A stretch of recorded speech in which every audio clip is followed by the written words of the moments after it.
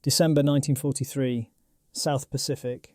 A Marine F-4U Corsair screams through tropical clouds, its engine roaring like thunder. At the controls sits a man who shouldn't be there. A man the Marine Corps almost threw out. A man who showed up to briefings reeking of whiskey. A man who broke every rule in the book. His name was Gregory Pappy Boyington, and by the time the Japanese finally shot him down, he had destroyed 28 of their aircraft. 28 victories. 28 times he'd looked death in the eye and spat in its face. But here's what they don't tell you in the history books. Pappy Boyington was a walking contradiction. A brilliant tactician who drank himself into oblivion. A natural leader despised by his superiors. A decorated hero who couldn't hold his personal life together. A man simultaneously running toward glory and away from his demons. The Japanese put a price on his head. His own commanders wanted him court-martialed.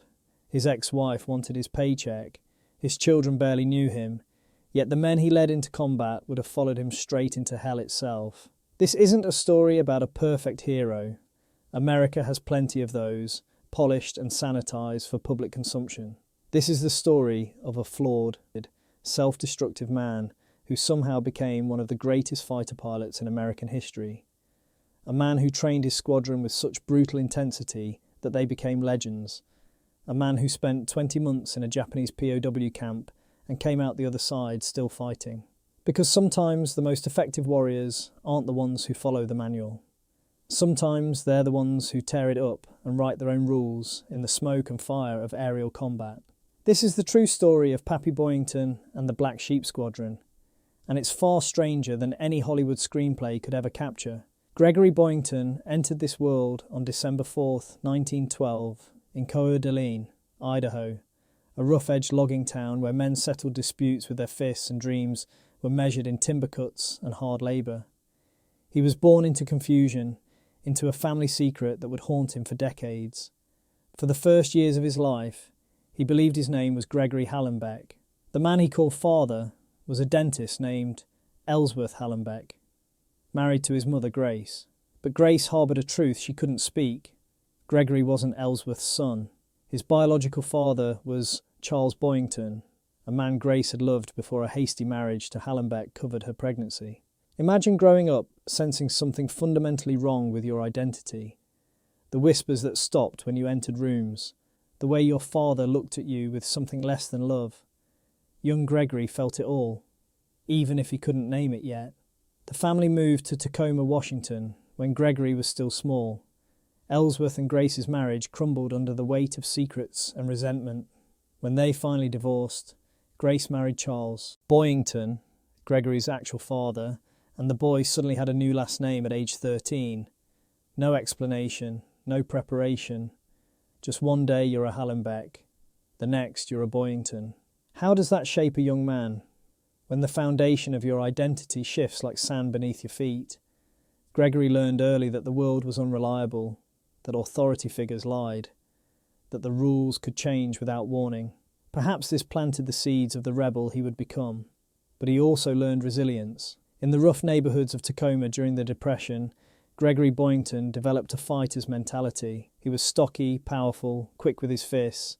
He wrestled in high school, discovering he had a talent for physical combat and an appetite for competition that bordered on obsession. He wasn't a model student, but he was smart, sharp in ways that formal education couldn't quite capture.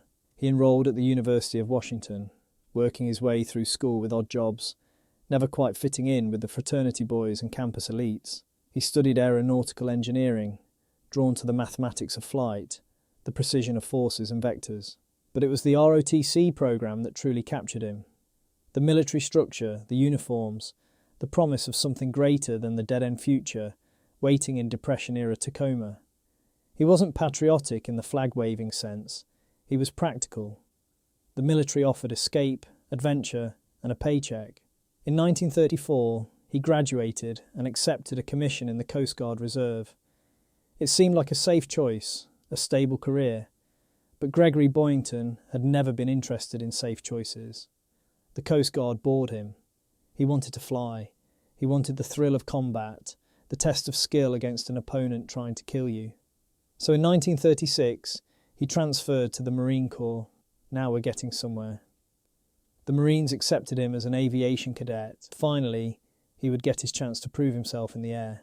Pensacola, Florida, Naval Air Station. This is where Gregory Boyington learned to fly, and where instructors first noticed something unusual about the young Marine. He had natural instincts in the cockpit, aggressive, confident, willing to push an aircraft to its limits. But he also had a drinking problem. Not the casual drinking that defined military culture in that era, something darker, more compulsive. After training flights, while other cadets reviewed their mistakes or wrote letters home, Boyington would find the nearest bar and drink until his demons quieted. What demons? We can only speculate. The identity crisis of his childhood, the pressure of trying to prove himself, the addictive personality that runs in some families like a genetic curse. Or perhaps he simply enjoyed the feeling of alcohol drowning out the noise in his head, giving him temporary peace from his own restless intensity. He married Helene Clark in 1934, before he'd even learned to fly. By all accounts, it was a passionate but troubled union from the start. Helene gave him 3 children in quick succession, Gregory Jr., Janet, and Gloria. But Boyington was a terrible husband and an absent father. He loved his children in the abstract way men of his generation often did, providing financially when he remembered, but emotionally unavailable, always chasing the next adventure, the next bottle, the next escape. The marriage deteriorated rapidly. Helene filed for divorce, seeking child support from a man who could barely support himself. Boyington's paycheck was garnished. He accumulated debts he couldn't pay. His personal life was a disaster, but in the cockpit, he was magnificent. By 1941, he was an experienced Marine aviator with hundreds of flight hours. He'd mastered the art of formation flying, gunnery, navigation, but he was also a captain going nowhere. His superiors recognised his flying ability, but considered him unreliable, a discipline problem, a man whose personal chaos made him unsuitable for advancement. Then came the opportunity that would change everything. In the summer of 1941, before Pearl Harbor, before America officially entered the war, a retired US Army Air Corps officer named Claire Chennault was recruiting American pilots to fight for China against the Japanese invasion. The American volunteer group, soon to be famous as the Flying Tigers, offered adventure, combat experience, and importantly, for Boyington, money. Good money. $500 a month's salary, plus $500 for every Japanese aircraft destroyed. Boyington saw his chance. He could escape his debts, his failed marriage, his stalled Marine career. He could prove himself in actual combat. And he could make enough money to maybe, finally, get his life together. He resigned his Marine commission in August 1941 and signed up with Chennault's Flying Tigers. His ex-wife's lawyers tried to stop him, arguing he was fleeing his financial obligations. But Boyington was already gone, boarding a ship to Burma with a contract to kill Japanese pilots for cash. It was a mercenary decision, motivated by money and escape more than patriotism, but it would forge him into the warrior he was meant to become. The American volunteer group compound in Toungoo, Burma, must have looked like the end of the earth to the American pilots who arrived in the fall of 1941. Primitive barracks, oppressive heat, insects the size of your thumb, and the constant threat of Japanese air raids. Claire Chennault had recruited about 100 pilots and 200 ground crew from the US military services, promising them adventure and fortune. What he delivered was a hard-scrabble operation running on fumes, held together by Chennault's iron will and the pilots' desperate hope that they might actually survive this insane venture. Boyington arrived as part of the 2nd Squadron, ready to prove himself against the Japanese Air Force. He'd flown plenty of training missions, but he'd never fired his guns at an enemy. He'd never felt the stomach-dropping fear of tracer rounds streaking past his canopy. He'd never seen a friend's aircraft explode in mid-air. The P-40 Warhawk, the Flying Tiger's primary aircraft, was a tough, sturdy fighter, but outmatched by the Japanese Zero in speed, manoeuvrability and rate of climb. Chennault developed tactics to compensate, dive attacks using the P-40's superior weight and diving speed, never engaging in turning dogfights where the Zero had the advantage, always maintaining altitude and energy. It was smart, disciplined flying, and Gregory Boyington hated it. Not because it didn't work. Chenault's tactics were brilliant, but because they required patience, restraint, teamwork. Everything that went against Boyington's natural instincts. He wanted to charge in, mix it up, prove his superiority in individual combat. He was a brawler at heart, and Chenault was asking him to be a sniper. The other pilots noticed something off about Boyington from the beginning. He was older than most, nearly 30 when the average Flying Tiger was in his mid-20s. He kept to himself, drinking heavily in his barracks, nursing grievances real and imagined. He had the skills, clearly, but he lacked the camaraderie that made the Flying Tigers function as a unit. When Pearl Harbor happened on December the 7th, 1941, everything changed. America was suddenly at war. The Flying Tigers, previously operating in a legal grey area as civilian volunteers, became heroes overnight. American newspapers couldn't get enough stories about these brave pilots fighting the Japanese in China. But for Boyington, Pearl Harbor brought complications. He was no longer a civilian contractor. He was now an American citizen fighting in an unofficial capacity. His status was murky. His debts back home became more pressing. His ex-wife's lawyers renewed their efforts to garnish his pay, and he still hadn't shot down a single Japanese aircraft.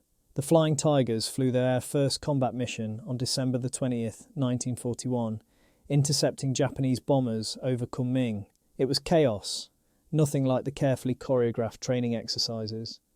Real bullets, real death, pilots screaming. Over the radio, Japanese bombers falling from the sky, Zeros twisting through the formations. Boyington flew several combat missions with the Flying Tigers, but his contribution was limited. Some accounts credit him with shooting down 2 enemy aircraft during his time with the group, though these claims were never officially confirmed. Other pilots disputed them.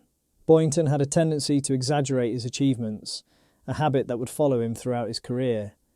What's undeniable is that he didn't distinguish himself with the Flying Tigers. He clashed with Chenault's rigid tactics. He quarrelled with other pilots. He drank too much, complained too much, pushed back against authority too much. Chenault had recruited warriors, but he needed soldiers. Boyington was a warrior who would never be a soldier. By April 1942, Boyington had worn out his welcome. The exact circumstances of his departure remain murky. Different accounts tell different stories. Some say he quit in frustration. Others say Chenault fired him for insubordination and drunkenness.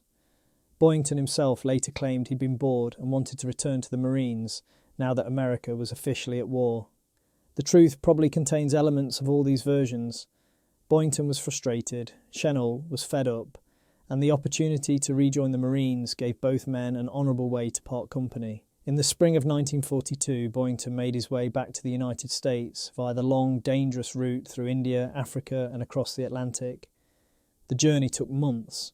By the time he arrived in San Francisco, dishevelled and broke, it was late summer. He was 30 years old. He'd been to war and had almost nothing to show for it. His marriage was destroyed. His finances were a disaster. His reputation was questionable. Most men would have been broken by this point, would have accepted a quiet desk job and faded into obscurity. But Gregory Boyington had tasted combat, and he wanted more. He applied for reinstatement in the Marine Corps. Given his checkered record, it was a gamble. The Marines didn't need troublemakers. They needed reliable officers who followed orders and maintained discipline. But America was desperate for experienced combat pilots, even mediocre ones. And Boyington, for all his flaws, could fly. He knew the P-40. He'd faced the Japanese in combat, even if he hadn't covered himself in glory. In the summer of 1942, with the war in the Pacific going badly, the Marines couldn't afford to be too picky. They reinstated him at his former rank of major, a significant promotion from the captain he'd been when he left. It was a fresh start, a second chance. The Marine Corps was gambling that Boyington's experience outweighed his problems. They assigned him to training duties. New pilots needed instruction in combat tactics, and Boyington had actual combat experience against the Japanese. For months he trained young Marines at air stations in California, Hawaii, teaching them the lessons he'd learned in China. Maintain your altitude, use your diving speed, never try to outturn a Zero. But training wasn't combat. Boyington watched younger pilots ship out to the Pacific while he remained stateside, growing more frustrated, more restless, drinking more heavily. He was a combat pilot stuck in a training role, a racehorse forced to pull a plough. He lobbied relentlessly for a combat assignment. He pulled strings, called in favours, made himself such a persistent nuisance that his superiors finally relented just to be rid of him. In the fall of 1943, they gave him command of a Marine fighter squadron in the Solomon Islands, VMF 214, a squadron with a reputation almost as bad as Boyington's own. They were called the Black Sheep, misfits, troublemakers, replacement pilots nobody else wanted. Some were too aggressive, others were too reckless. Many had personality conflicts that made them unsuitable for regular squadrons. In other words, they were perfect for Gregory Boyington. He looked at these 27 pilots, young men who'd been written off, overlooked, pushed aside, and saw himself, and he made them a promise that would become legendary. I'm going to make you into the finest fighter squadron in the Marine Corps, and then we're going to rack up more kills than any other squadron in the Pacific. The Black Sheep Squadron was born, and the legend was about to begin. Espiritu Santo, New Hebrides, September 1943. A miserable chunk of volcanic rock in the South Pacific, where the temperature never dropped below sweltering and the mosquitoes carried malaria like a calling card. This was where Major Gregory Boyington took command of VMF 214, a squadron that existed mostly on paper. The Marine Corps had given him a designation, a handful of aircraft, and a collection of pilots nobody else wanted. Everything else, the cohesion, the tactics, the fighting spirit, he would have to build from scratch. His pilots arrived in dribs and drabs. Some were fresh from flight training. Others were veterans rotated from other squadrons for attitude problems. They ranged in age from early 20s to a few old-timers in their 30s. What they had in common was that nobody expected much from them. Boyington called his first meeting in a sweltering tent that served as the squadron ready room. The pilots gathered, suspicious and wary.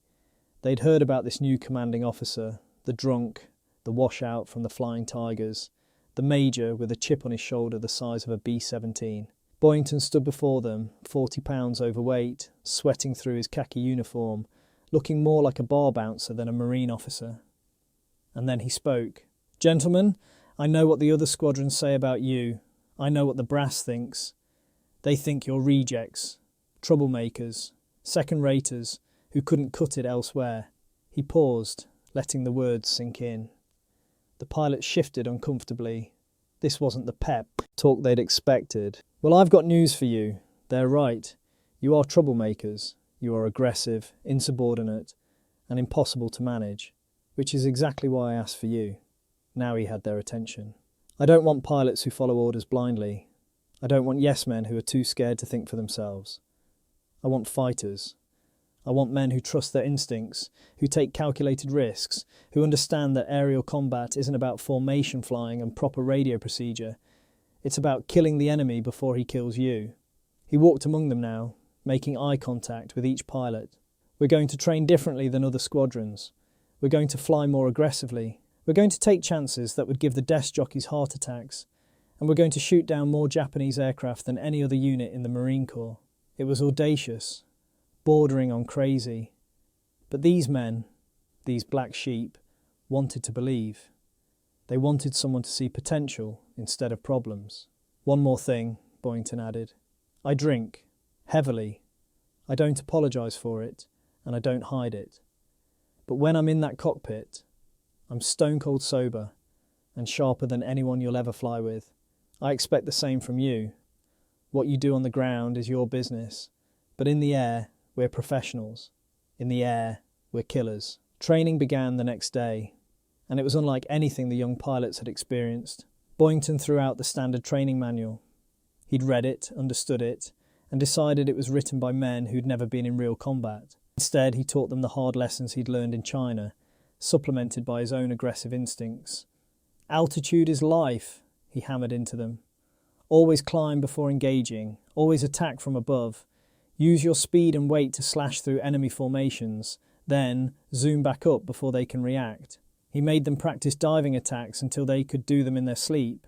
Down through the enemy formation, guns blazing, then pull up hard, engines screaming, trading speed for altitude. Again and again and again. Never, ever try turn with a zero, he warned them. The zero can turn inside anything we've got. If you get into a turning fight with a zero, you're dead. Use your diving speed. Hit and run, slash and dash. But Boyington taught them something else. Something that wasn't in any manual. Aggression, controlled aggression. The mindset of a predator, not prey. The Japanese pilots are good, he told them. They're experienced, well-trained, and they've been fighting since 1937. They expect us to be cautious, defensive, so we're going to be the opposite. We're going to be so aggressive, so unpredictable, that we throw them off balance. He taught them to think like fighter pilots, not formation flyers, to scan the sky constantly, to trust their peripheral vision, to develop an almost supernatural sense of when something was wrong. If your gut tells you to brake, you brake. Don't wait for confirmation. Don't look for the threat. Trust your instincts and brake hard.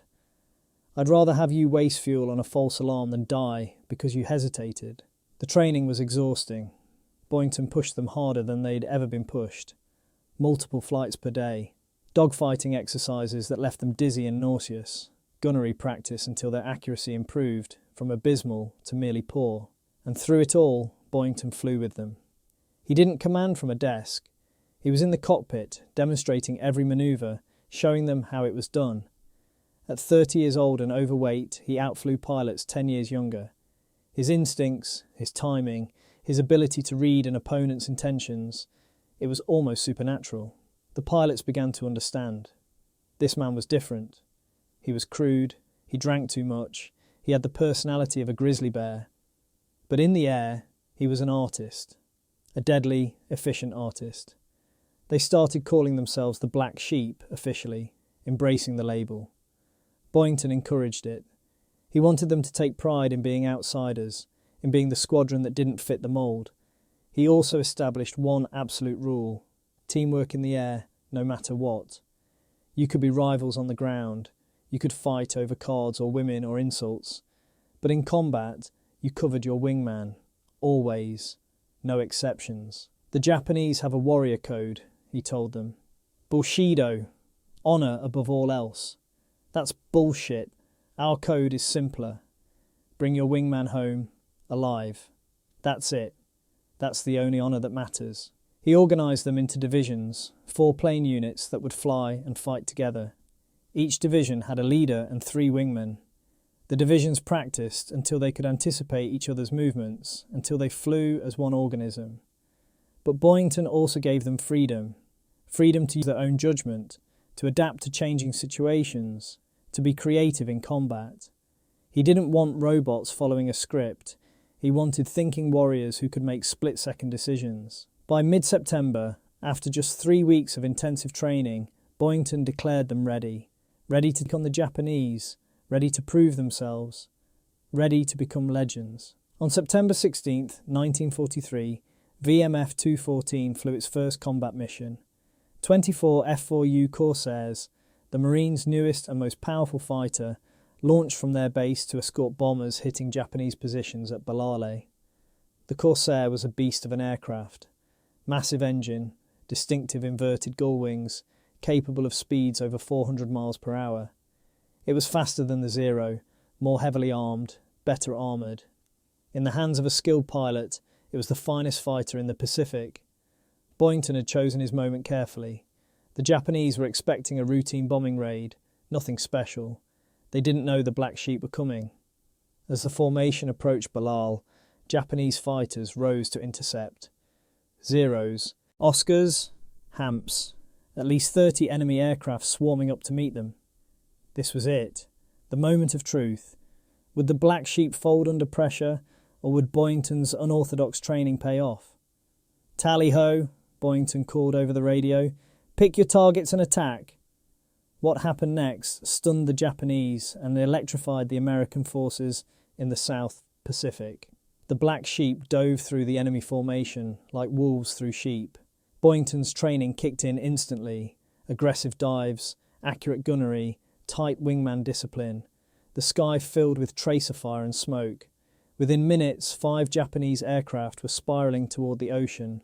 The Black Sheep had drawn first blood, and it was spectacular. Boyington himself shot down one enemy fighter on that first mission, his first confirmed kill since returning to the Pacific. But more importantly, his squadron had performed flawlessly. No Black Sheep were lost. The bomber escort mission was a complete success. When they landed back at base, the pilots were euphoric. They'd proven themselves. They'd faced the Japanese and won decisively. But Boyington wasn't satisfied. One mission wasn't enough. 5 kills wasn't enough. He wanted more. He wanted to make the Black Sheep legendary, and he wanted to rack up a personal score that would put him in the record books. The race was on. The South Pacific in late 1943 was a killing ground. The Japanese Empire, which had swept across Asia with terrifying speed, was now fighting desperately to hold what it had conquered. American forces were pushing back by island, mile by bloody mile. In the skies over the Solomon Islands, the air war raged with particular intensity. Japanese bombers launched daily raids against American positions. American fighters rose to intercept them. Every day, young men on both sides climbed into their cockpits, knowing they might not return. For the Black Sheep Squadron, this became their hunting ground, and Gregory Boyington became the alpha predator. Between September and December in 1943, VMF 214 flew mission after mission, bomber escorts, fighter sweeps, combat air patrols. Sometimes they flew twice a day, pushing themselves and their aircraft to the limits of endurance. Boyington led from the front, always. He wasn't the type of commander who sent his men into danger while staying safe. Every mission, he was there, usually leading the 1st Division, calling the shots, demonstrating the tactics he'd drilled into them. And he was racking up kills at an extraordinary rate. September 16th, 1 kill, his first confirmed since returning to combat. September 18th, 2 more, a 0 that made the mistake of trying to outdive him, and an Oscar that crossed his sights at the perfect angle. September 23rd, another 0. This one was piloted by an experienced Japanese ace who thought he could outmaneuver the big Corsair. He thought wrong. By the end of September, Boyington had 5 confirmed kills. He was officially an ace, the designation given to pilots who'd shot down 5 or more enemy aircraft. But 5 wasn't enough. Not nearly enough. October brought more intense combat. The Japanese were reinforcing their positions in the northern Solomons, and the air battles grew fiercer. Larger formations, more experienced enemy pilots, higher stakes. October 17th was a particularly vicious fight. The Black Sheep encountered a formation of at least 40 Japanese aircraft, bombers escorted by Zeros. The Americans were outnumbered 2-1. "Into them!" Boyington ordered, and the Black Sheep attacked without hesitation. The dogfight lasted nearly 30 minutes, an eternity in aerial combat. Aircraft twisted and turned, climbed and dove, trying desperately to get on an enemy's tail while avoiding the enemy trying to get on theirs. Boyington shot down 2 enemy fighters that day, bringing his total to 9. But more impressively, the Black Sheep as a squadron claimed 11 kills with no losses. They were becoming what Boyington had promised, the finest fighter squadron in the Marine Corps. His pilots worshipped him. Not because he was friendly or fatherly, he wasn't. Boyington remained distant, prickly, difficult to know personally, but in combat, he was magnificent. He could read a dogfight like a chess grandmaster reading a board, seeing moves ahead, positioning himself perfectly, never wasting energy or ammunition. Young pilots who flew as his wingman described an almost telepathic connection. Boyington didn't need to give orders constantly. A slight waggle of his wings, a brief radio call, his intentions were clear. Follow me, stay tight, here we go. And they followed, because they knew he'd bring them home. Boyington's personal code was absolute. No pilot left behind. If someone got into trouble, the entire squadron rallied to help. The Black Sheep fought as a pack, and that pack mentality kept them alive. But there was a darker side to this success. Boyington was drinking more heavily than ever. Every night after missions, he'd retreat to his tent with a bottle. Whiskey, usually, whatever he could get his hands on.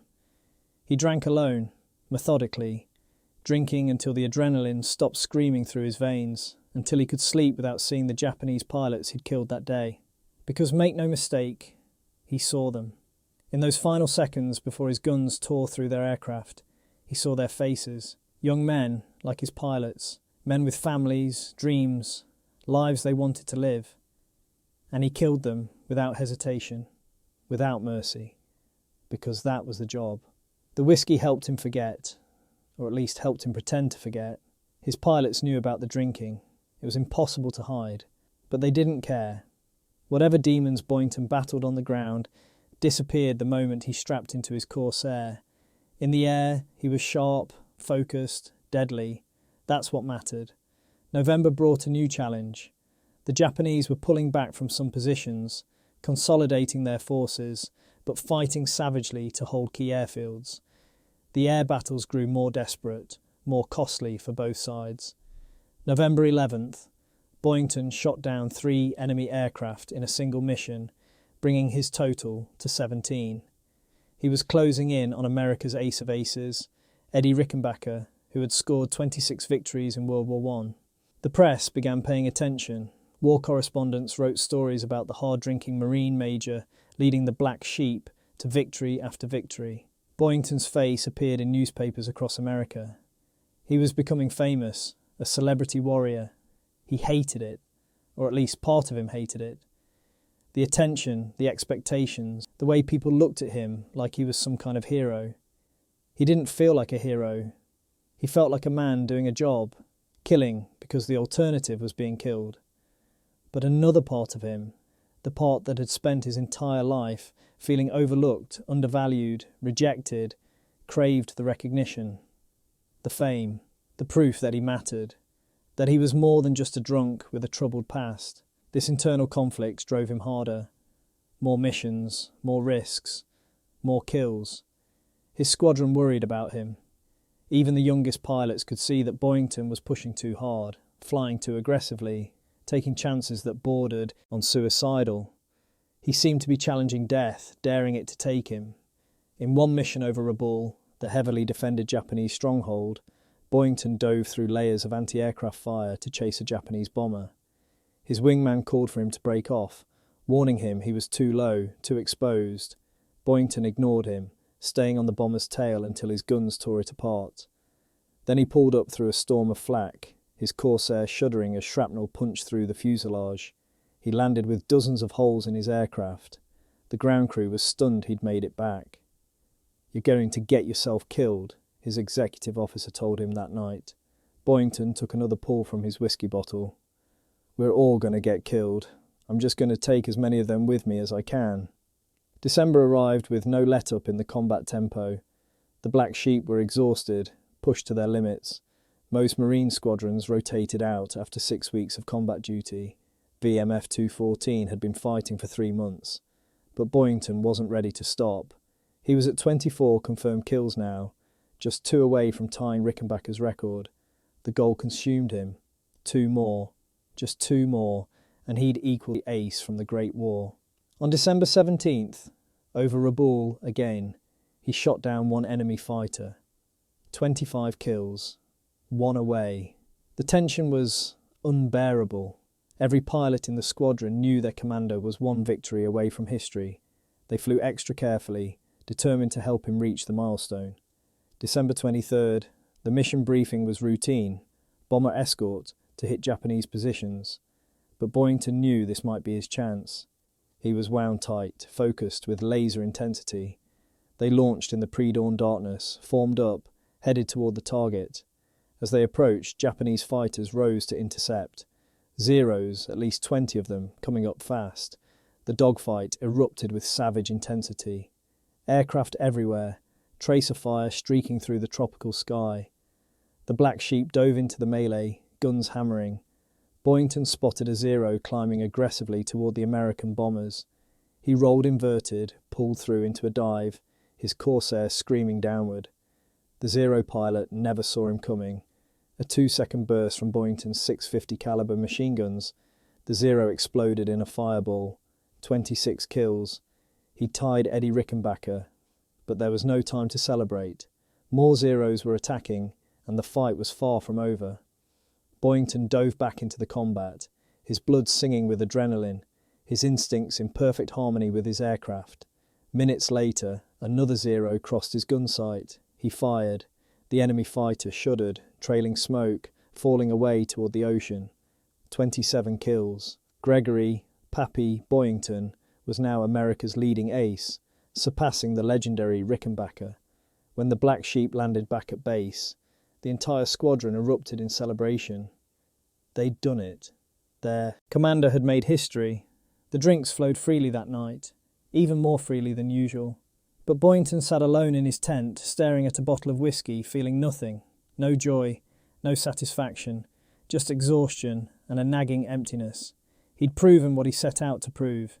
He was the best. The record books would remember his name. But it didn't fill the void inside him. Nothing ever did.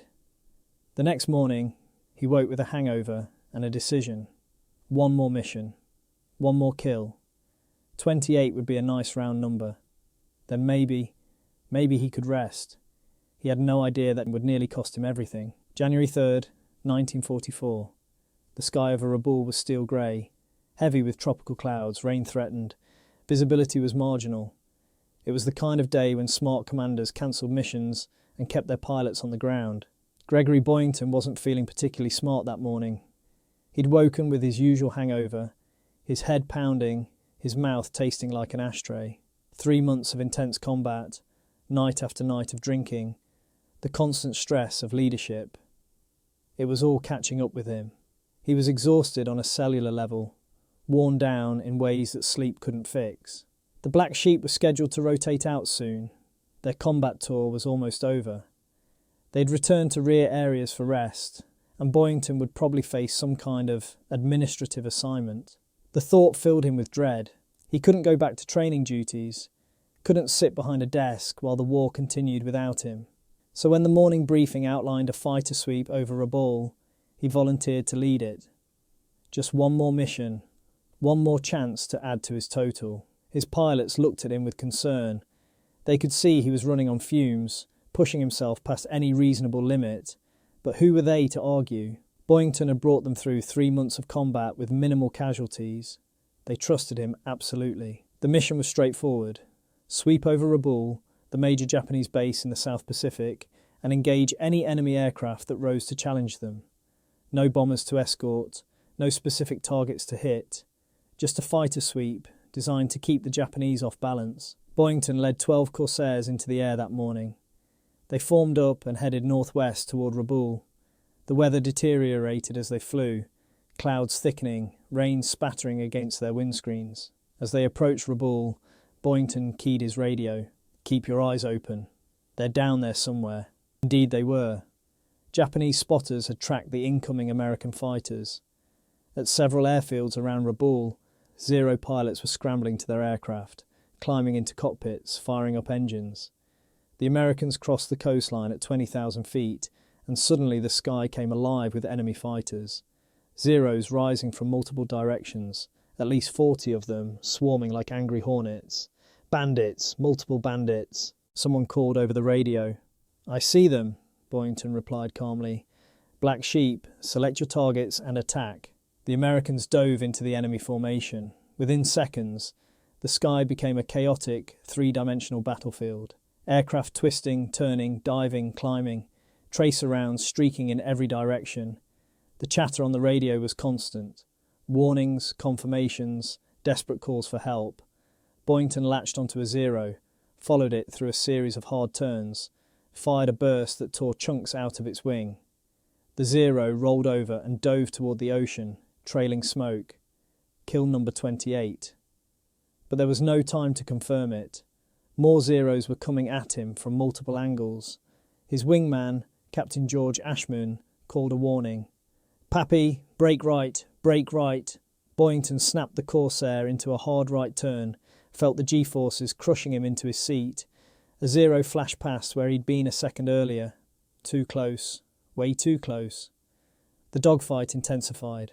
The Japanese pilots were good, experienced, aggressive, coordinated. They were using tactics similar to Boyington's own, slashing attacks, trying to separate the Americans, singling out isolated fighters. Boyington's situational awareness, usually so sharp, was degrading. He was tired, his reflexes a fraction of a second slower than usual. In aerial combat, a fraction of a second is the difference between life and death. He dove after another Zero, fired a burst that missed, climbed hard to regain altitude. His vision was tunnelling, his breathing laboured. The combination of physical exhaustion, altitude and stress was taking its toll.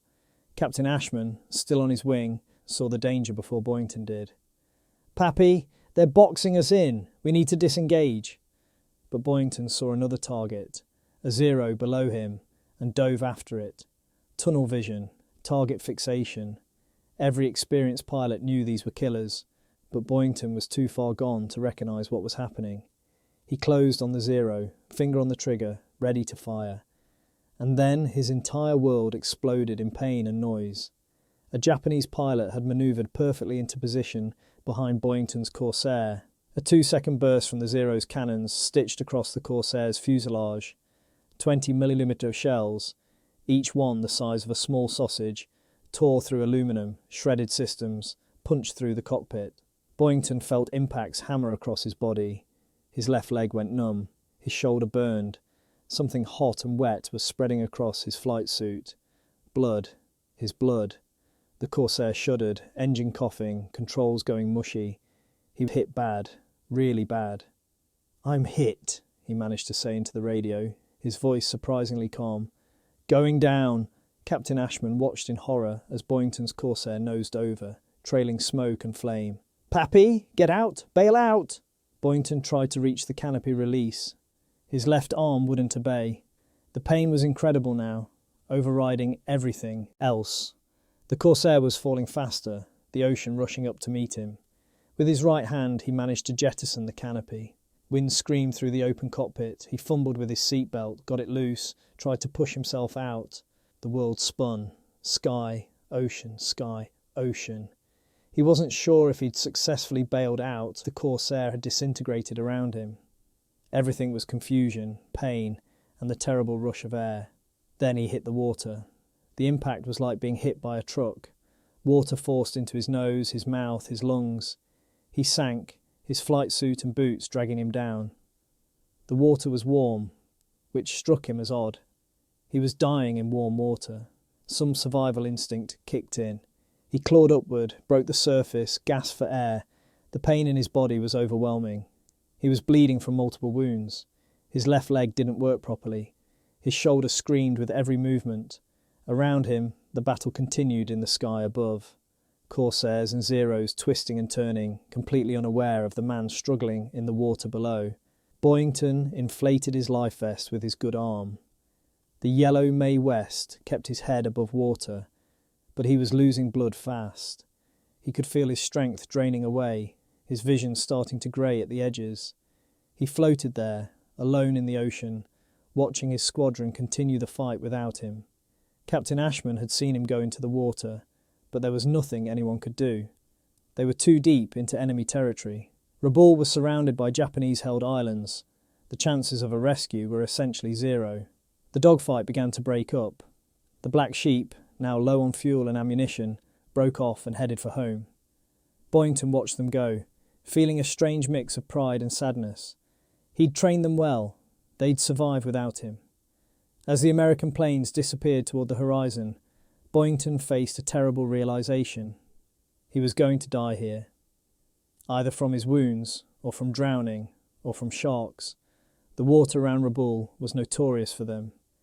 He'd survived 3 months of intense combat, only to die alone, floating in enemy waters, waiting for the end. But Gregory Boyington's story wasn't over yet. Through his fading vision, he saw a boat approaching. At first, he thought he was hallucinating. But no, it was real. A Japanese submarine surfacing nearby. Sailors appeared on the conning tower, pointing at him. A boat was launched. Within minutes, Japanese hands were pulling him from the water, hauling him aboard the submarine. Boyington, barely conscious, understood what had happened. He had been captured. He was now a prisoner of war. As the submarine dove beneath the surface, carrying him away from everything he knew, Gregory Boyington passed out. The last American ace, the leader of the Black Sheep, was gone. And back at base, when the rest of VMF Tufin landed and Boyington didn't return, they assumed the worst. Missing in action, presumed dead. The legend of Pappy Boyington had ended, or so everyone thought. Gregory Boyington woke in darkness, consumed by pain. Every part of his body screamed.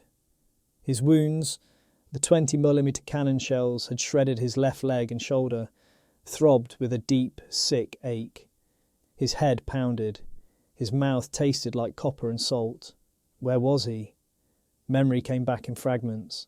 The dogfight, being hit, the water, the Japanese submarine. He opened his eyes. Dim light filtered through a small opening above. He was in some kind of cell, concrete walls, bare floor, a bucket in the corner. The air was thick with humidity and the smell of mildew and human waste. He was a prisoner of war. Voices outside speaking rapid Japanese. A door opened. 2 guards entered, prodding him with rifles, gesturing for him to stand. Boyington tried to rise and nearly passed out from the pain. His leg wouldn't bear weight. His shoulder felt like someone had driven a spike through it.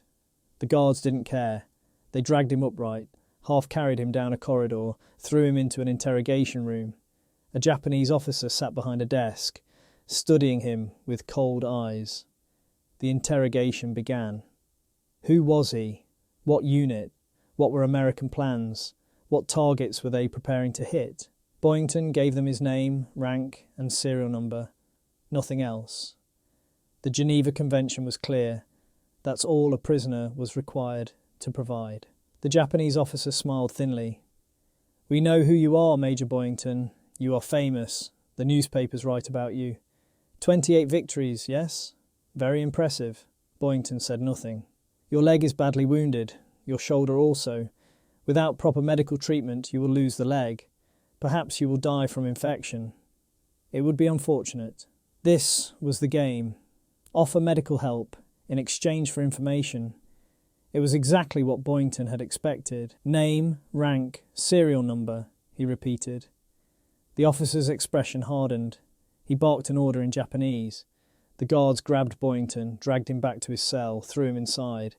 He hit the concrete floor hard, his wounds screaming. This would be his life now.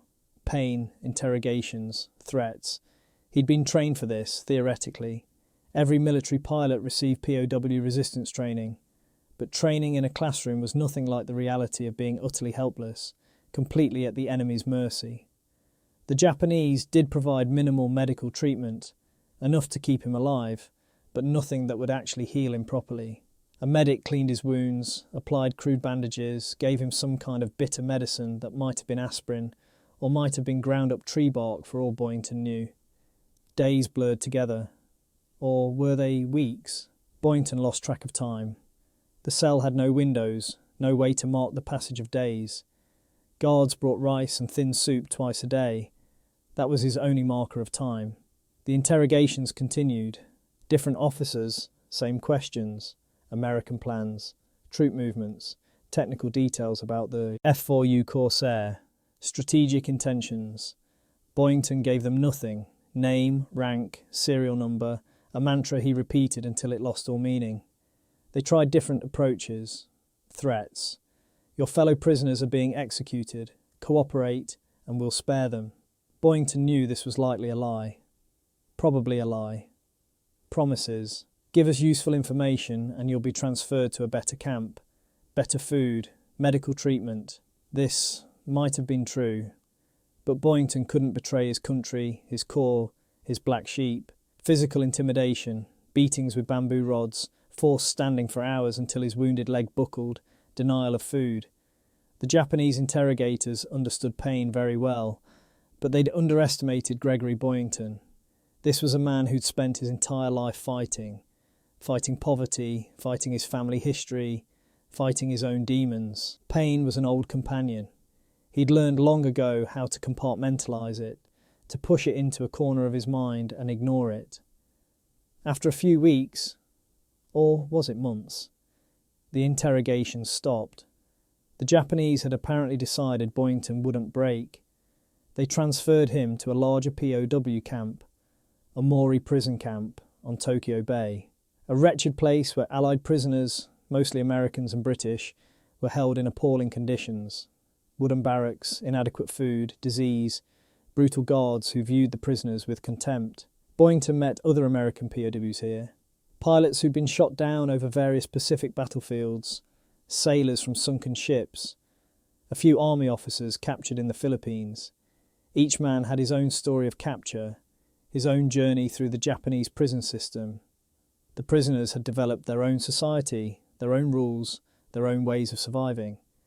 They shared food, looked out for each other, maintained military discipline despite the guards' attempts to break them. Boyington's reputation preceded him. Word had spread through the POW network. The famous Marine ace was here, the man who'd shot down 28 Japanese aircraft, the leader of the Black Sheep Squadron. Some prisoners looked at him with admiration, others resented him. Why should this glory hound get special treatment, special attention? Boyington didn't care either way. He kept to himself, conserved his energy, tried to heal. His wounds never properly healed. The shoulder remained stiff, limited in movement. His leg ached constantly, especially in cold weather. He walked with a pronounced limp. At 31 years old, he felt like an old man. The guards at Omori were particularly cruel. They seemed to take special pleasure in tormenting the prisoners, in asserting their power over men who'd once been warriors. Arbitrary beatings, forced labour despite illness, public humiliations designed to break their spirit. Boyington endured it all with a stoic silence that infuriated the guards. They wanted to see him break, wanted to see the famous American ace grovel and beg. He gave them nothing. But inside he was breaking. Not from the physical abuse. He could handle that. What destroyed him was the helplessness, the absolute lack of control over his own life. He was a man who'd lived by taking action, by making bold decisions. Now his entire existence was dictated by others. At night, alone in his barracks, listening to other prisoners cough and moan in their sleep, Boyington thought about his black sheep. Had they survived? Were they still fighting? Or had the squadron been decimated in some battle he'd never hear about? He thought about his children, whom he'd barely known even before the war. They probably thought he was dead. His ex-wife had probably already remarried, moved on with her life. He was erased, forgotten, a footnote in a war that was still raging somewhere beyond these prison walls. The isolation was crushing. No letters from home. The Japanese rarely allowed mail to reach POWs. No news from the outside world, except occasional propaganda broadcast the guards forced them to listen to, claiming Japanese victories on every front. Seasons changed. Summer heat gave way to autumn cool, then to bitter winter cold. The prisoners had inadequate clothing, no heat in the barracks. Many died of pneumonia, dysentery, malnutrition. Boyington survived through sheer stubborn refusal to give his captors the satisfaction of his death. In the spring of 1945, things began to change. The guards became more nervous, more brutal. Air raid sirens sounded frequently. The prisoners could hear distant explosions. American B-29 bombers were hitting targets in and around Tokyo. The war was turning. Even without official news, the prisoners could sense it. Japan was losing. The question was whether they'd survive long enough to see liberation, or whether the Japanese would execute them all before surrendering. Rumours spread through the camp. Some prisoners had heard guards talking about orders to kill all POWs if the Americans invaded the home islands. Better to eliminate witnesses to their treatment than risk war crimes trials. Boyington and the other prisoners prepared themselves. If the guards came to massacre them, they'd fight. Unarmed, weakened, outnumbered, they'd still fight. Better to die resisting than to be executed like sheep. Then, on August 15th, 1945, something extraordinary happened. The guards assembled all the prisoners in the camp yard. A Japanese officer stood before them, his face rigid with barely controlled emotion. Through a translator, he made an announcement. The war is over. Japan has accepted surrender terms. You will be liberated. For a moment, no one moved. No one spoke. They couldn't process what they'd just heard. Then someone cheered. And another. And suddenly the entire camp erupted in celebration. Men were crying, hugging each other, shouting. After years of captivity, of suffering, of wondering if they'd ever see home again, they were free. Gregory Boyington stood apart from the celebration, feeling oddly numb. He'd survived. Against all odds, through all the pain and deprivation and despair, he'd survived. But what kind of man was going home? He'd entered this camp as a warrior. He was leaving as a broken shell, physically damaged, psychologically scarred, disconnected from everything he'd once been. American forces arrived within days. Medical personnel, officers taking statements, logistics coordinators arranging transport. The former prisoners were fed real food.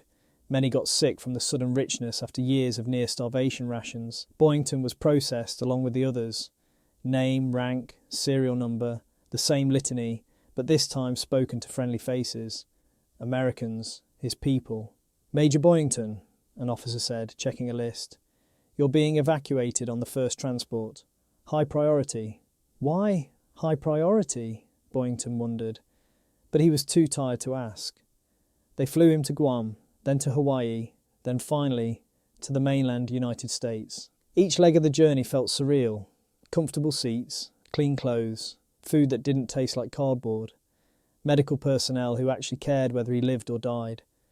When the transport plane finally touched down in San Francisco in September 1945, Boyington looked out the window at America, home, and felt nothing. No joy, no relief, just emptiness. He'd left as a warrior. He was returning as a ghost. The military transport pulled up to the processing centre at Hamilton Field, just north of San Francisco. Gregory Boyington stepped off, still wearing the ill-fitting uniform they'd issued him in Hawaii. 20 months as a prisoner of war had left him gaunt, pale, aged beyond his 32 years. He expected to be processed quietly, perhaps debriefed by intelligence officers, then sent on leave to recover. What he didn't expect was the crowd of reporters waiting at the gate. Camera flashes exploded. Questions shouted from a dozen directions. "Major Boyington, how does it feel to be home? Can you tell us about your time as a POW? Is it true you shot down 28 enemy aircraft?" Boyington stood frozen, overwhelmed. After 20 months of silence and isolation, this assault of noise and attention was physically painful. A Marine public affairs officer materialised at his elbow, guiding him toward a makeshift podium. "The press has been wanting to interview you for months, Major. America thinks you're dead. Your return is major news. Dead." They'd thought he was dead. Of course they had. He'd been missing in action for nearly 2 years. At the podium, facing the crowd of reporters, Boyington tried to organise his thoughts. What did they want from him? Heroic stories, tales of defiance against the enemy, patriotic declarations. He had none of that. What he had was memories of pain, humiliation, helplessness, not the kind of story Americans wanted to hear from their returning heroes. "I'm grateful to be home," he managed. His voice sounded rusty, uncertain. "I'm grateful to have survived." "Tell us about shooting down your 28th plane," a reporter shouted. Boyington's mind went blank. His 28th kill? He could barely remember it. The mission over Rabaul seemed like it had happened to someone else, in another lifetime. It was mission, he said lamely. The reporters looked disappointed. They wanted drama, excitement, the kind of war story that sold newspapers. Boyington couldn't give them what they wanted. The public affairs officer rescued him. "Major Boyington needs medical attention and rest. We'll arrange a proper press conference once he's recovered." They whisked him away to a military hospital. Doctors examined him thoroughly, cataloguing the damage: malnutrition, partially healed wounds that had never been properly treated, psychological trauma, signs of liver damage from years of heavy drinking before his capture. "You need extended rest," the chief medical officer told him. "At least 6 months of recovery before returning to any duty. 6 months of doing nothing." The thought was unbearable. Boyington had spent 20 months being forced into inactivity. He needed to do something, anything, to feel himself again. But first, there was something else. Something he'd been dreading. His ex-wife Helene had been notified of his return. She wanted to see him. More accurately, she wanted to discuss the years of back child support he owed. Even as a POW, technically his salary had continued accruing, and so had his debts. They met in a sterile military office. Helene, now remarried, looked older, but still carried herself with the same mixture of resentment and disappointment she'd always directed at him. "You owe me 48 months of child support," she said without preamble. Your children have been without support for 4 years. Boyington wanted to point out that he'd been a prisoner of war, fighting for his country, suffering in Japanese captivity. But what was the point? She was right. His children had suffered because of his choices. Not just his capture, but years of his irresponsibility before that. "I'll pay what I owe," he said quietly. "It'll take time, but I'll pay." She studied him with something that might have been pity. "You look terrible, Greg." "I feel terrible." Were you tortured?" He didn't answer. How could he explain what those months had been like? The physical abuse was almost secondary to the psychological destruction, the grinding away of his sense of self until he felt like nothing more than an animal in a cage. "I should go," Helene said, standing. "The children ask about you sometimes. I tell them you're a war hero. I don't know what else to say." After she left, Boyington sat alone in the office, staring at nothing. A war hero. That's what everyone called him. A hero. He didn't feel like a hero. He felt like a fraud. The Marine Corps, however, disagreed. In October 1945, they informed him that he was being awarded the Medal of Honor, America's highest military decoration, for his actions leading the Black Sheep Squadron, for his 28 aerial victories, for his service and sacrifice. The ceremony was scheduled for October the 5th at the White House. President Harry Truman himself would present the medal. Boyington went through the motions. He put on his dress uniform. The tailor had to take it in significantly. He'd lost 40 pounds as a POW. He practiced his salutes and responses. He prepared to play the role everyone expected, the grateful hero, honoured to serve his country. The White House ceremony was surreal. Reporters everywhere, cameras clicking, newsreel cameras rolling. President Truman, the man who'd ordered atomic bombs dropped on Hiroshima and Nagasaki, shook Boyington's hand and draped the Medal of Honor around his neck. "Your country is proud of you, Major," Truman said.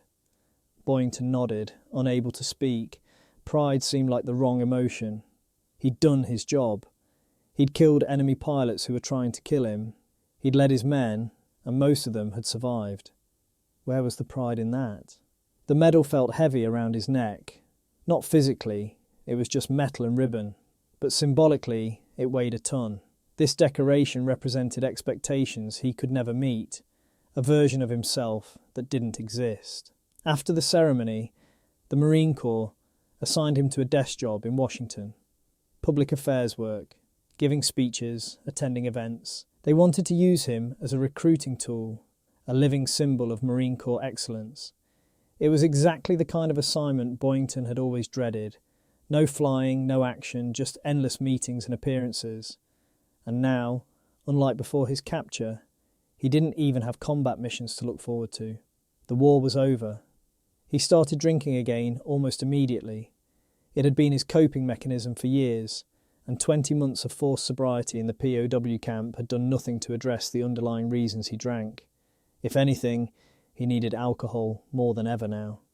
It was the only thing that quieted the screaming in his head, the memories of captivity, the guilt over the men who died while he survived, the overwhelming sense that he was an imposter, wearing a hero's costume. His fellow officers in Washington noticed, but said nothing. Boyington was a Medal of Honor recipient, a famous war hero. Who were they to question his behaviour? But his drinking was getting worse. Not the controlled, functional drinking of his combat days. This was darker, more desperate.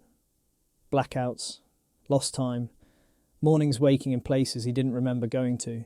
He tried to write about his experiences. Publishers were interested in a memoir from the famous Pappy Boyington, but every time he sat down to write, the words wouldn't come. How could he explain the complex truth? That he wasn't the hero they thought he was, that he was fundamentally broken, that the man who'd led the Black Sheep no longer existed. In 1946, the Marine Corps granted him extended medical leave. Officially, it was for his physical injuries. His leg and shoulder still caused chronic pain. Unofficially, everyone knew he was falling apart. Boyington drifted through 1946 and into 1947. He moved from place to place, taking odd jobs, drinking heavily. The fame that had briefly attached to his name faded. America had moved on. The war was over. New heroes had emerged. He was yesterday's news, a relic from a war everyone wanted to forget. In late 1947, he finally managed to finish his memoir, Rabaul Black Sheep. It was a raw, honest account of his experiences, perhaps too honest. He didn't glorify war or present himself as a noble hero. He wrote about the fear, the violence, the moral ambiguity of killing. The book found modest success, but critics were divided. Some praised its honesty, others thought it was too brutal, too cynical. This wasn't the triumphant war story Americans wanted. Boyington didn't care. He'd told his truth. If people didn't like it, that was their problem. But telling the truth didn't heal him. He was still broken, still haunted, still drowning in alcohol and depression. In 1949, the Marine Corps, recognising that he would never return to active duty, retired him on medical disability. He was 36 years old, and his military career was over. Now what? What does a broken warrior do in peacetime? And had no idea, but he'd survived the Japanese, he'd survived the POW camp. Somehow he'd have to survive peace as well. The 1950s were unkind to Gregory Boyington. While America embraced post-war prosperity, he drifted through a series of failed jobs, bad marriages, and increasingly desperate attempts to recapture the man he'd once been. He worked briefly as a beer salesman. The irony wasn't lost on him, and selling alcohol. He was fired after showing up drunk to client meetings. Then he tried his hand at wrestling promotion. That lasted 6 months before he alienated his business partners with erratic behaviour. He remarried twice during this period. Both marriages ended in divorce within a few years. Boyington was incapable of the sustained emotional connection that marriage required. He was too damaged, too locked inside himself, too prone to drowning his pain in whiskey. His children, now teenagers, barely knew him. He'd send occasional letters, make promises to visit that he never kept. He was a stranger who shared their last name, nothing more. By the mid-1950s, Boyington had hit rock bottom. He was broke, alone, his health deteriorating from years of alcohol abuse. The Medal of Honor around his neck felt like a sick joke. What kind of hero ends up sleeping in flop houses and pawning his possessions for drinking money? He contemplated suicide more than once during these dark years. It would be easy, quick, a final solution to the pain that never stopped. But something always held him back. Stubbornness, or perhaps a lingering sense that he owed something to the black sheep who'd served under him, to the pilots who'd died in combat while he survived. Killing himself would feel like deserting them. Then, unexpectedly, something changed. In 1958, NBC Television approached him with a proposal. They wanted to create a television series based on his memoir, Rabaul Black Sheep, a weekly show about a squadron of misfit fighter pilots in World War II. Boyington was sceptical. Hollywood had always portrayed war as glorious, heroic, sanitised. They'd turn his story into propaganda, strip away everything that made it real. But he needed the money, desperately. So he signed the contracts and tried not to think about how they'd massacre his story. The show that eventually aired was called Rabaul Black Sheep, later renamed Black Sheep Squadron for its second season. It starred Robert Conrad as a fictionalised version of Boyington. Handsome, heroic, noble. Watching it, Boyington barely recognised himself. The television Pappy Boyington was everything the real Boyington had never been.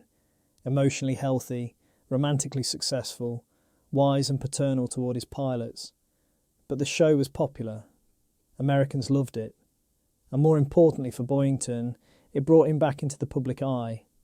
Not as a cautionary tale or a broken veteran, but as a remembered hero. Suddenly, he was being invited to veteran reunions, air shows, speaking engagements. The black sheep who'd served under him, now middle-aged men with families and careers, reached out, wanting to reconnect with their old commander. These reunions were awkward at first. The pilots remembered Boyington in his prime, aggressive, confident, brilliant in the cockpit. The man standing before them now was 25 years older, weathered by alcohol and hard living, struggling with his demons. But as they shared stories, something remarkable happened. Boyington began to heal. Not completely, that kind of damage doesn't fully heal. But the connection to his past, to the men he'd led in combat, gave him something to anchor himself to. One of his former pilots, now a successful businessman, spoke at a reunion in 1977. Pappy taught us to be warriors, but more than that, he taught us to be survivors. He survived things that would have broken most men. That's the real lesson. Boyington sat listening, tears streaming down his face. For the first time in decades, he felt something other than shame about his service, his struggles, his survival. He stopped drinking in 1978. It wasn't a dramatic moment, no intervention or rock-bottom crisis. He simply woke up one morning at age 65 and decided he was done. He'd spent 40 years drowning in alcohol, and it hadn't killed his pain. Maybe it was time to try living with it instead. Sobriety was harder than combat. Every day was a battle against the urge to drink, to numb himself, to escape. But he'd spent his life fighting. He could fight this too. In 1979, he married for the 4th time, a woman named Josephine Wilson, known as Josie. Unlike his previous wives, Josie understood damage. She'd worked with veterans, knew the particular ways war broke men. She didn't try to fix Boyington or change him. She simply accepted him as he was. For the first time in his life, Boyington experienced something resembling peace in a relationship. Not happiness exactly. He was too scarred for uncomplicated happiness. But companionship, understanding, someone who could sit with him in his darkness without trying to force him into the light. The 1980s brought renewed interest in World War II as the generation that had fought it began to age and reflect on their experiences.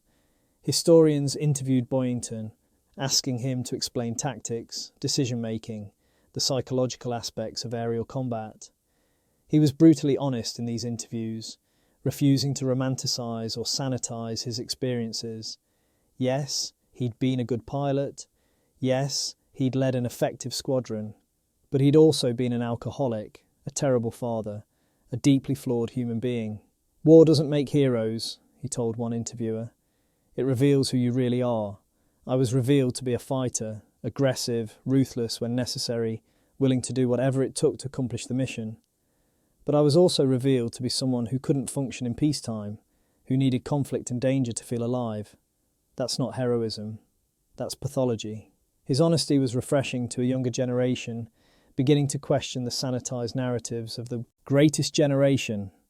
Boyington became a voice for the uncomfortable truth that war damages everyone it touches, even the victors, even the decorated heroes. In 1985, the Smithsonian Air and Space Museum invited him to speak at a symposium on fighter tactics in World War II.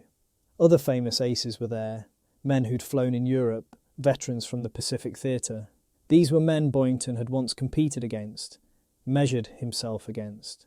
Now, in their 70s and 80s, they were just old men trading stories, the competitive edge finally worn away by time. During his presentation, Boyington said something that surprised even himself. I've spent most of my life being angry, at the Marine Corps, at my family, at myself. I was angry that the war ended, angry that I couldn't be that person anymore, that warrior in the cockpit where everything made sense. But I realise now that I was mourning the wrong thing. What I should have mourned was all the time I wasted being angry, instead of being present for the people who cared about me. The audience sat in silence. This wasn't the usual war stories presentation. This was something raw and real. After the symposium, several other veterans approached him privately. You said what we've all been thinking but couldn't articulate, one of them told him. Thank you. Boyington realised he could do something valuable. Speak honestly about the cost of war, not just the glory. Tell the stories that didn't make it into Hollywood movies or memorial speeches. He spent the last years of his life doing exactly that. Speaking at veteran events, talking to students, writing articles that complicated the simple narratives Americans preferred about World War II. He never stopped carrying the weight of his experiences, the guilt over the Japanese pilots he'd killed, young men just like his own pilots, following orders, fighting for their country, the shame over his failed marriages and absent fatherhood, the recognition that survival wasn't always the victory everyone assumed it was. But he also found a kind of peace with these contradictions. He was a hero and a failure, a great warrior and a broken man, decorated and damaged. He didn't have to choose one narrative.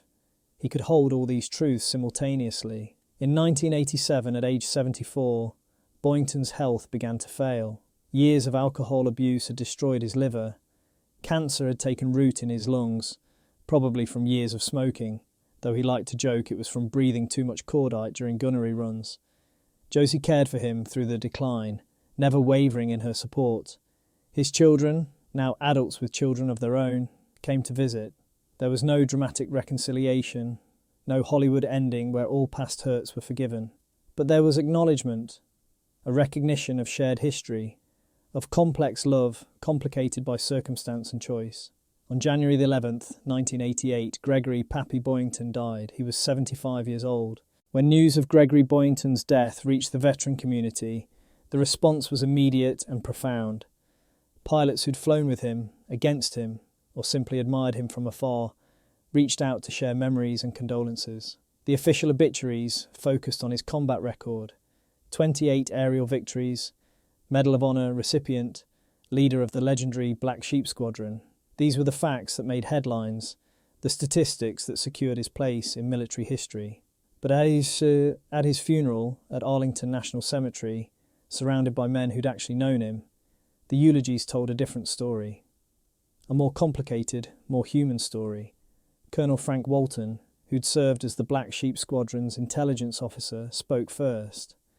At 72, Walton had become the unofficial keeper of the squadron's history. Pappy Boyington was not an easy man to like, Walton began, his voice carrying across the assembled crowd. He was difficult, stubborn, self-destructive. He drank too much. He alienated people who tried to help him. He made terrible decisions in his personal life. A ripple of discomfort passed through the crowd. This wasn't how you were supposed to eulogise a Medal of Honor recipient. But in the cockpit, Walton continued, he was magnificent.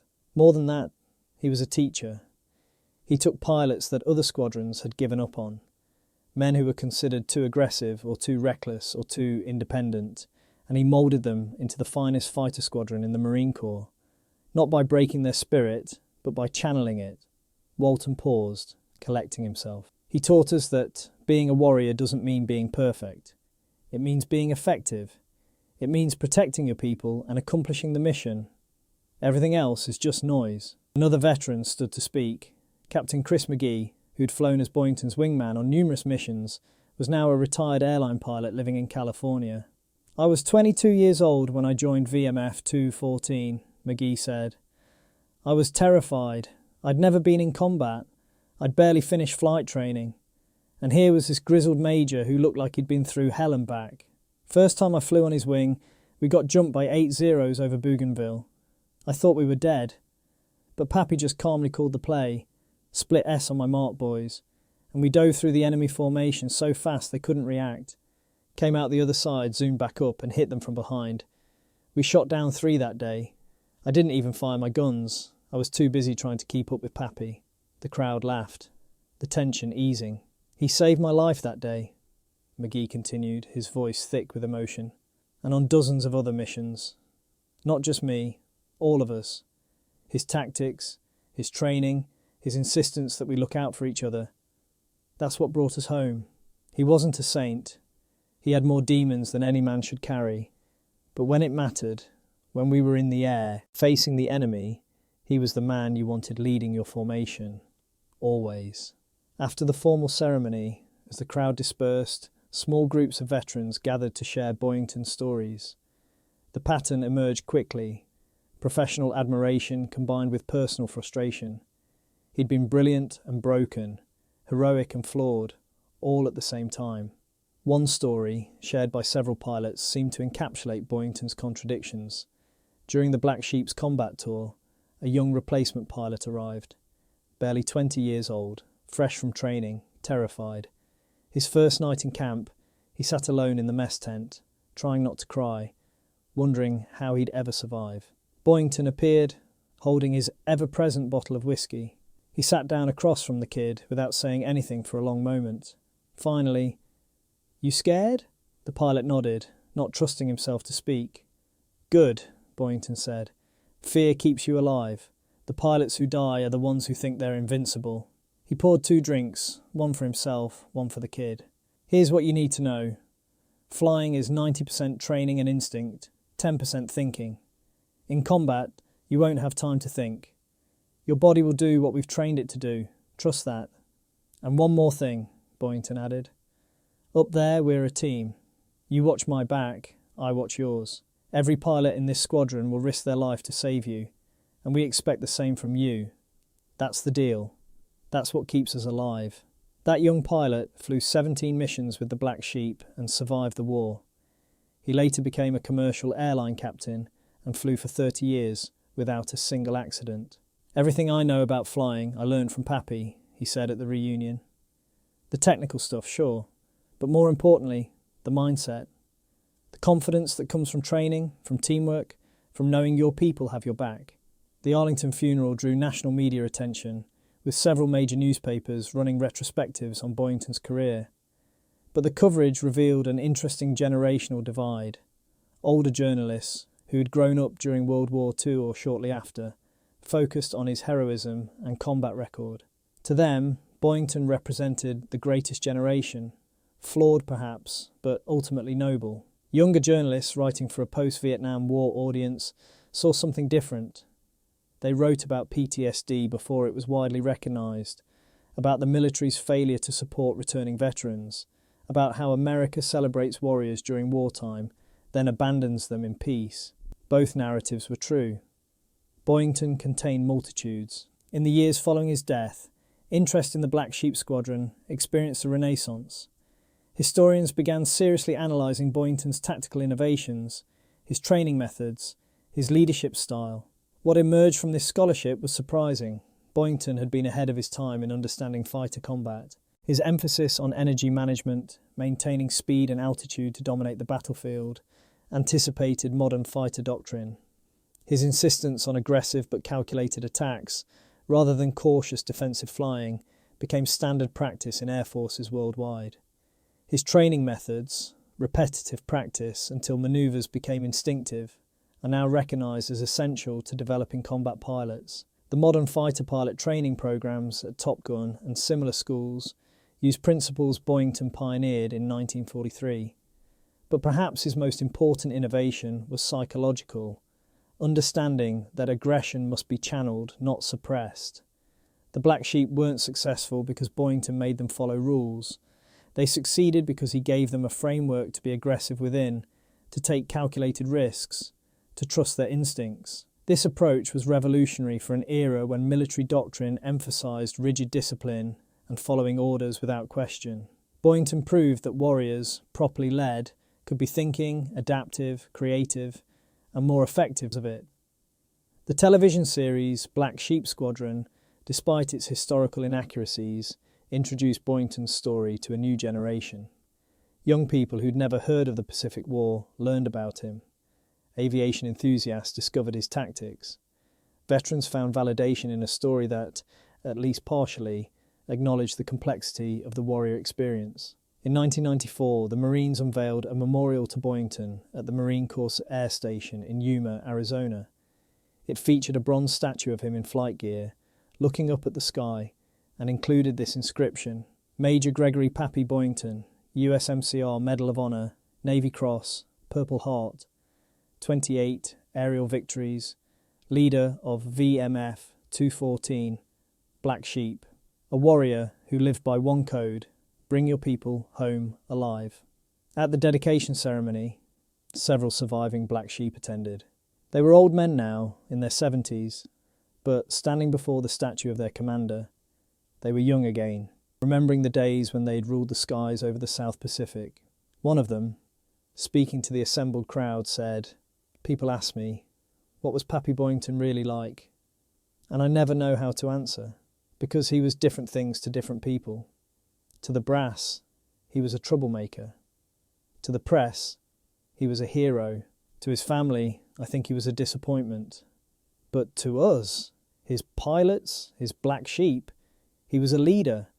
The kind of leader who'd never ask you to do anything he wouldn't do himself, who'd fly into hell if the mission required it, who'd break every rule in the book to protect his people.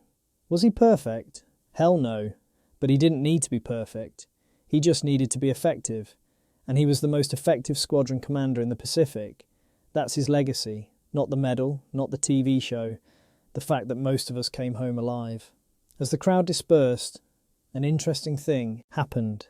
Veterans from other wars, Korea, Vietnam, Desert Storm, approached the Black Sheep survivors. They wanted to share their own stories of flawed leaders who'd been brilliant in combat, of warrior mentors who'd been broken by their experiences, of the gap between the sanitized history and the complicated reality. Boyington's story had become a bridge, a way for different generations of warriors to talk about the things that don't make it into official histories. The fear, the damage, the moral ambiguity, the cost that continues long after the shooting stops. One Vietnam veteran, speaking to a Black Sheep pilot, said, "For years, I thought there was something wrong with me. I couldn't adjust to civilian life. I drank too much. My marriages failed. I felt like I'd left the only place I really fit, the war. Then I read about Major Boyington, and I realised it's not just me. This is what war does. It creates men who are brilliant in crisis and broken in peace. Understanding that didn't fix me, but it helped me forgive myself." This became Boyington's unexpected legacy, not just as a warrior, but as a representative of all warriors who struggle to find themselves after the fighting ends. His refusal to pretend he was fine, his willingness to acknowledge his damage, made space for others to do the same. More than 3 decades have passed since Gregory Boyington's death. The World War II veterans who knew him personally are nearly all gone now. The Black Sheep Squadron exists only in history books and fading memories, but Boyington's story endures, and it asks uncomfortable questions that America still struggles to answer. What do we owe the people we send to war? How do we honour their service while acknowledging their wounds? Can we celebrate military victory without romanticising the violence that achieved it? In 2020, a PBS documentary crew interviewed historians, psychologists and military experts about Boyington's life and legacy. What emerged was a portrait of a man who'd been both typical and exceptional. Typical in that war had damaged him in ways common to all combat veterans. Exceptional in that his particular damage had been so public, so well documented. Dr. Rachel Morrison, a psychologist specialising in veteran mental health, offered this analysis. What we now call PTSD, moral injury and complicated grief, Boyington exhibited all of these. The hypervigilance, the inability to feel safe in peacetime, the self-medication with alcohol, the difficulty maintaining intimate relationships. These are textbook presentations of combat trauma. What's remarkable about Boyington's case is that he experienced all this before we had language or treatment frameworks for it. He was struggling with conditions we didn't even recognise existed, and he survived, barely, imperfectly, but he survived, through sheer stubborn refusal to quit. The documentary also examined Boyington's tactical innovations and their lasting impact on military aviation. Colonel James Mike Anderson, a Marine Corps historian and former F-18 pilot, provided context. Modern fighter tactics trace directly back to pioneers like Boyington. His emphasis on energy management, aggressive but calculated attacks, and wingman discipline. These are core principles we still teach at Top Gun and in every fighter weapons school worldwide. But more than the tactics, Boyington understood something crucial. You can't turn warriors into robots. You have to harness their aggression, their creativity, their individual judgment. The military has always struggled with this balance. How much freedom do you give to individuals in a command structure that requires discipline? Boyington proved you could have both, aggressive, thinking warriors operating within a framework of teamwork and mutual support. That's the model we use today.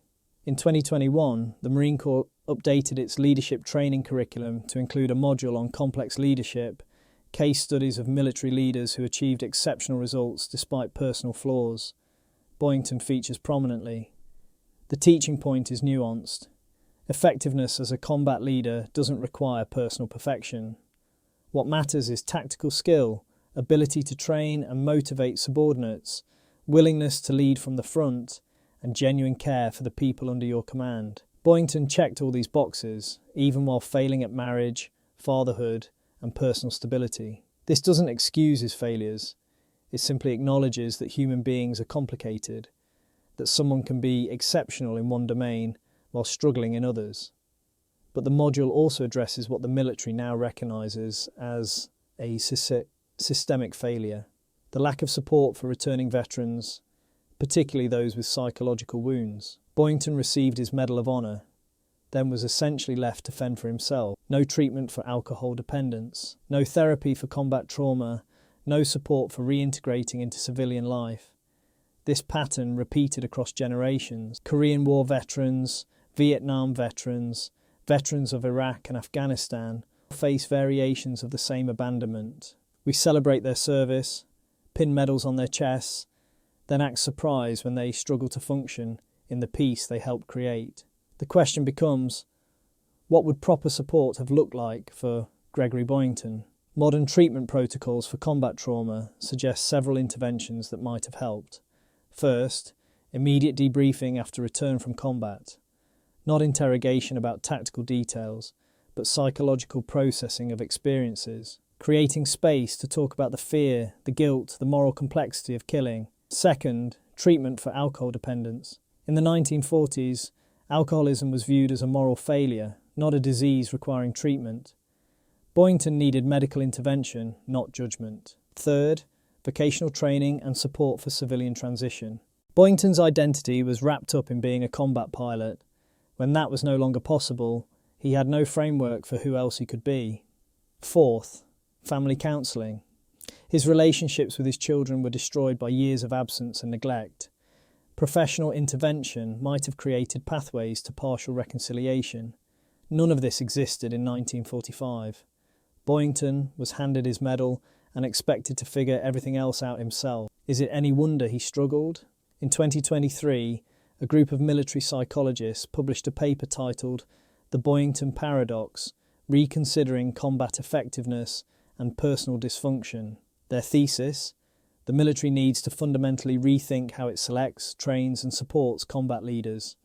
The paradox they identify is this: the personality traits that make someone effective in combat, aggression, risk-taking, independence, emotional detachment, are often the same traits that make someone dysfunctional in peacetime. We select for these traits, reward them in war, then punish them in peace. The paper suggests several policy changes: better screening to identify personnel at high risk for post-combat struggles, mandatory mental health support as part of transition out of combat roles, recognition that some individuals may never fully adapt to civilian life, and creating support structures accordingly. Honesty with recruits about the psychological costs of combat, not just the physical risks. These recommendations remain controversial. Some argue they're necessary evolution in how we treat military personnel. Others worry they'll discourage recruitment or undermine the warrior ethos. But Boyington's story suggests the current approach has costs we've been unwilling to acknowledge. How many talented people have we lost to suicide, addiction, homelessness? How many families have been destroyed? How much talent has been wasted? In 2024, the Smithsonian Air and Space Museum opened a new exhibit on Pacific Theatre aviation. Gregory Boyington features prominently, but the exhibit takes a different approach than traditional military displays. Yes, they show his medals, his flight gear, photographs of him with the Black Sheep Squadron, but they also include his own words from later interviews, talking about the cost of war. I killed 28 men. I don't say shot down 28 planes. I killed 28 men. Young men, pilots like me who were following orders, protecting their country. They had families, hopes, dreams, and I ended them. Was it justified? Probably. We were at war.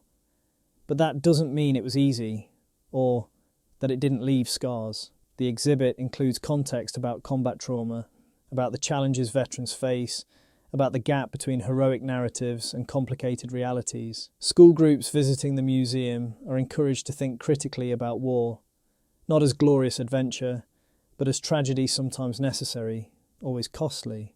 This is perhaps the most important aspect of Boyington's legacy. He forces us to hold multiple truths simultaneously. He was a hero who shot down 28 enemy aircraft and saved countless American lives. He He was also an alcoholic who failed his family and struggled with demons he never fully conquered. Both statements are true. Neither cancels out the other. In our current era of polarisation, where we're constantly pressured to reduce complex people to simple narratives, hero or villain, good or bad, Boyington resists. He demands that we see him as fully human, which means accepting contradictions. The final word perhaps belongs to one of his children. His daughter Gloria, interviewed in her 80s for a 2022 documentary, reflected on her father's life. I spent years angry at him. He was never there when I needed him. He chose war, chose drinking, chose everything except his family. For a long time, I thought that was the whole story. But as I got older, learned more about what he experienced, I started to understand. Not excuse, understand. He was doing things that weren't his fault, even if how he dealt with that damage sometimes was his fault. He was both a victim and responsible, just like we all are, in different ways. I don't think he was a hero. I think he was a man who did heroic things and also terrible things, and a lot of mundane things in between, like all of us. The only difference is his life was more documented. What I've learned is that we don't honour veterans by pretending they're perfect. We honour them by seeing them completely, the good, the bad, the broken parts. My father taught me that, even though he never intended to. Gregory Pappy Boyington died in 1988, but his story lives on, not as a simple tale of heroism, but as a complex examination of what war does to human beings, of how we create warriors, use them, then struggle to know what to do with them when the fighting stops. His 28 aerial victories are real, so is the Medal of Honor around his neck, but equally real are the broken marriages, the estranged children, the decades of alcoholism and struggle. We do a disservice to Boyington and to all veterans when we only tell half the story, when we celebrate the victories but ignore the costs, when we pin medals on warriors, then abandon them to fight alone against enemies that can't be shot down. The most fitting memorial to Gregory Boyington isn't a statue or a museum exhibit. It's a commitment to see veterans completely, support them comprehensively, and acknowledge that the costs of war extend far beyond the battlefield. 28 victories, 1 Medal of Honor, a lifetime of struggle, a legacy that forces us to confront uncomfortable truths about war, heroism, and what we owe the people we asked to fight. That's the story of Pappy Boyington. Not simple, not sanitised, just true.